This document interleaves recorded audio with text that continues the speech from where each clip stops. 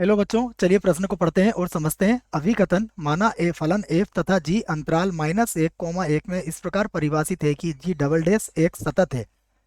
Ji of zero बराबर नहीं है जीरो के, G dash of zero zero के बराबर है, G double dash of zero zero के बराबर नहीं है, तथा एफ एक्स बराबर दिया है जी एक्स साइन एक्स, और लिमिट एक्स का मान शून्य की ओर अग्रसर है, G x cot x minus ji of zero cosec x का मान F double dash of zero के बराबर है। ये हमारा अभिकथन है और इसका कारण यहाँ पर बताया गया है एफ डैश जीरो बराबर जी ऑफ जीरो। प्रश्न को हल करने से पहले हम प्रश्न के लिए मुख्य अवधारणा लिखते हैं। मुख्य अवधारणा जिसकी सहायता से इस प्रश्न को हल किया जाएगा। तो मुख्य अवधारणा में हम सबसे पहले इस प्रश्न को हल करने के लिए एल हॉस्पिटल नियम का प्रयोग करेंगे। तो एल हॉस्पिटल हॉस्पिटल्स नियम,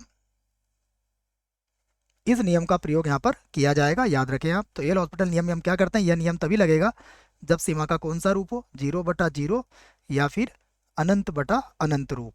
इन दोनों रूपों में ही आप एल हॉस्पिटल नियम का प्रयोग कर सकते हैं। तो ये तो हमारी मुख्य अवधारणा हो गई बच्चों। इसके आधार पर हम इस प्रश्न को हल करने वाले हैं। उसके बाद यहाँ पर हमें गुणा का सूत्र भी याद होना चाहिए अवकलन के लिए। d/dx यदि हम करते हैं u गुणा v का, तो ये क्या होता है, u dv/dx plus v du/dx। तीन सूत्रों की सहायता से इसको हल किया जाएगा। अब हम सबसे पहले अभिकथन को हल करते हैं। यहाँ पर लिख देता हूँ मैं d/dx। सबसे पहले हम अभिकथन लिख लेते हैं। तो यहाँ पर लिखेंगे हम अभिकथन। अभिकथन में हमें जो जो दिया है वो हमारे प्रश्न के अंदर लिखा हुआ है। मैं सबसे पहले यहाँ एफ एक्स की बात करूंगा। एफ एक्स बराबर क्या दिया है हमें, एफ एक्स बराबर दिया है हमें जी एक्स साइन एक्स, जी एक्स साइन एक्स। हम इसका अवकलन करेंगे तो यहाँ पर होगा एफ डैश एक्स हो जाएगा बराबर, यहाँ गुणा का सूत्र लगाएंगे तो ये होगा जी साइन एक्स, और साइन एक्स का अवकलन करेंगे तो ये आ जाएगा कॉस एक्स। उसके बाद ये बन जाएगा जी डैश ऑफ एक्स, और साइन एक्स वैसे ही रह जाएगा। यदि हम यहाँ पर जीरो रखते हैं तो यहाँ पर मैं चाहूँ तो इसको समीकरण एक बना लेता हूँ, और यहाँ से एफ डैश ऑफ जीरो का मान प्राप्त कर सकता हूँ। तो एफ डैश ऑफ जीरो क्या मिलेगा, देखिए यहाँ पर रखूंगा मैं जी ऑफ जीरो, कॉस जीरो का मान एक होता है, प्लस ये हो जाएगा जी डैश ऑफ जीरो, और साइन जीरो का मान जीरो होता है। तो यहाँ से मुझे एफ डैश ऑफ जीरो किसके बराबर मिला है, जी ऑफ जीरो के बराबर मिला है। तो ये बात भी हम याद रख सकते हैं। ये हमारी दूसरी समीकरण हो गई। अब समीकरण एक का पुनः अवकलन करते हैं। समीकरण नंबर एक का पुनः अवकलन करने पर, समीकरण एक का पुनः अवकलन करने पर, अवकलन करने पर, क्योंकि हमें डबल एफ डैश की भी आवश्यकता है इस प्रश्न में, तो इसका पुनः अवकलन करेंगे तो यहाँ से मिलेगा हमें F double dash of x बराबर, सबसे पहले यहाँ गुणा का सूत्र लग जाएगा, देखिए तो ये हो जाएगा जी एक्स तो वैसे रहेगा, कॉस एक्स का कितना होता है माइनस का साइन एक्स, और प्लस कॉस एक्स को हम छोड़ेंगे तो जी का हो जाएगा जी डैश ऑफ एक्स। उसके बाद प्लस यहाँ पर होगा G dash of x, sine x का उकलन कॉस एक्स हो जाएगा, और फिर प्लस जी का करेंगे जी डैश का, तो जी डबल डैश ऑफ एक्स यहाँ पर आ जाएगा, और साइन एक्स वैसे ही रह जाएगा। अब यहाँ पर भी हम क्या करते हैं, जीरो रख के देख लेते हैं। तो F double dash of zero, तो यहाँ पर मिलेगा हमें, देखिए साइन जीरो इसको जीरो कर देगा, यहाँ पर होगा कॉस जीरो का मान एक, तो हमें क्या मिलेगा यहाँ पर plus g dash of zero मिलेगा। उसके बाद यहाँ पर भी जी डैश ऑफ जीरो मिल जाएगा, तो प्लस का जी डैश ऑफ जीरो, और ये भी साइन जीरो इसको जीरो कर देगा। जी डैश ऑफ जीरो किसके बराबर दिया हुआ है, देखिए हमें प्रश्न में जी डैश ऑफ जीरो का मान कितना दिया हुआ है, जीरो के बराबर दिया हुआ है। तो इससे तात्पर्य यह है कि ये जीरो हो जाएगा, अर्थात एफ, यहाँ से लिख लेते हैं हम, अर्थात F double dash of zero किसके बराबर आया, जीरो के बराबर आया है। हम इसे समीकरण 3 बना सकते हैं।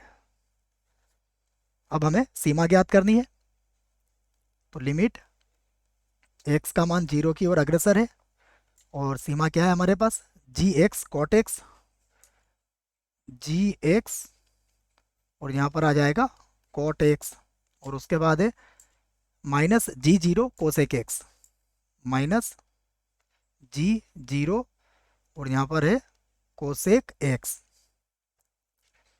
इसको हल कर सकते हैं, तो देखो यहाँ पर हम कॉट को क्या लिख सकते हैं, कॉस बटा साइन, कोसेक को क्या लिख सकते हैं, 1/साइन। ठीक है, तो इसका मान निकालते हैं हम।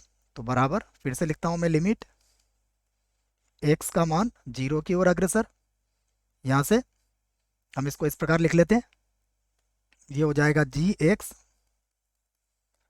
गुणा में आ जाएगा cos x minus ji of 0, और बटे में कितना आ जाएगा, कॉस बटा साइन, 1/साइन, तो ये दोनों का लघुत्तम आ जाएगा साइन एक्स। अब अगर सीमा को देखें, अगर एक्स का मान आप 0 रखते हो तो ये कौन सा रूप है, ये 0/0 रूप है, और 0/0 रूप में हम एल हॉस्पिटल नियम का प्रयोग कर सकते हैं। तो यहाँ पर लिख देता हूँ मैं, एल हॉस्पिटल हॉस्पिटल्स नियम से एल हॉस्पिटल्स नियम से क्या करेंगे, हम अंश और हर का अलग अलग अवकलन कर लेंगे। तो यहाँ लिख देता हूँ मैं, बराबर लिमिट एक्स का मान 0 की ओर अग्रसर है। देखिए, जब इसका अवकलन करेंगे तो यहाँ पर हमें गुणा का सूत्र लगाना पड़ेगा, तो ये हो जाएगा जी एक्स को हमने छोड़ा, कॉस एक्स का होता है माइनस का साइन एक्स, उसके बाद प्लस ये हो जाएगा जी डेस एक्स, और कॉस एक्स वैसा का वैसे रह जाएगा, और जी ऑफ 0 अचर होगा, जिसका अवकलन क्या हो जाएगा, 0 हो जाएगा, उसे लिखने की आवश्यकता नहीं है। और साइन एक्स का अवकलन क्या होता है, साइन एक्स का अवकलन होता है कॉस एक्स। अब आप यहाँ पर एक्स का मान 0 रख सकते हैं। यदि आपने यहाँ एक्स का मान 0 रखा तो देखो प्रथम पद तो इसका 0 हो जाएगा, क्योंकि साइन 0 का मान 0 होता है, तो ये तो हमारा 0 हो गया।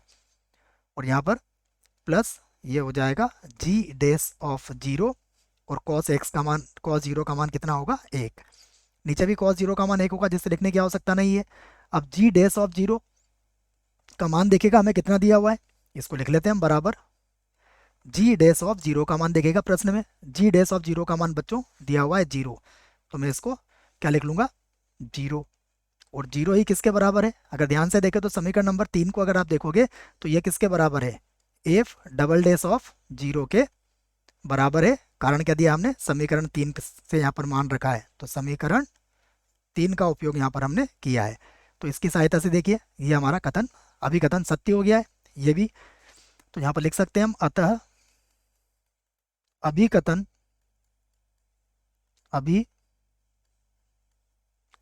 सत्य है। तो अभिकथन तो हमारा सत्य है। अब चलते हैं कारण की तरफ। देखिए, कारण की बात करें तो एफ डेस 0 बराबर 0, ये समीकरण नंबर 2 में हमारा आया था, तो एफ डेस 0 बराबर जी ऑफ 0, तो हम लिख सकते हैं यहाँ पर समीकरण 2 से, समीकरण 2 से क्या आया है, एफ डेस 0 बराबर कितना आया है, जी ऑफ 0। इसका अर्थ क्या हुआ, अतः जो कारण आर है वो भी क्या है, सत्य है। तो आर सत्य है। अब चलते हैं विकल्प की ओर। तो विकल्प की तरफ अगर चलते हैं तो पहला विकल्प देखिए, ए और आर दोनों सत्य हैं, बिल्कुल सही है। आर ए की सही व्याख्या है। तो यहाँ पर बच्चों आर का हमने कोई प्रयोग नहीं किया है ए को सत्य साबित करने के लिए, अर्थात ये तो गलत होगा। नीचे आ जाइए, ए और आर दोनों सत्य हैं, बिल्कुल सही बात है, लेकिन आर ए की सही व्याख्या नहीं है, बिल्कुल सही है। हमने ए की, आर की कोई मदद ए को सिद्ध करने के लिए नहीं ली है। इसका अर्थ क्या हुआ, हमारा विकल्प ब जो होगा वो इस प्रश्न के लिए सही विकल्प होगा। बाकी विकल्प स्वतः ही गलत हो जाएंगे। आशा करता हूँ बच्चों प्रश्न का उत्तर समझ में आया होगा। धन्यवाद।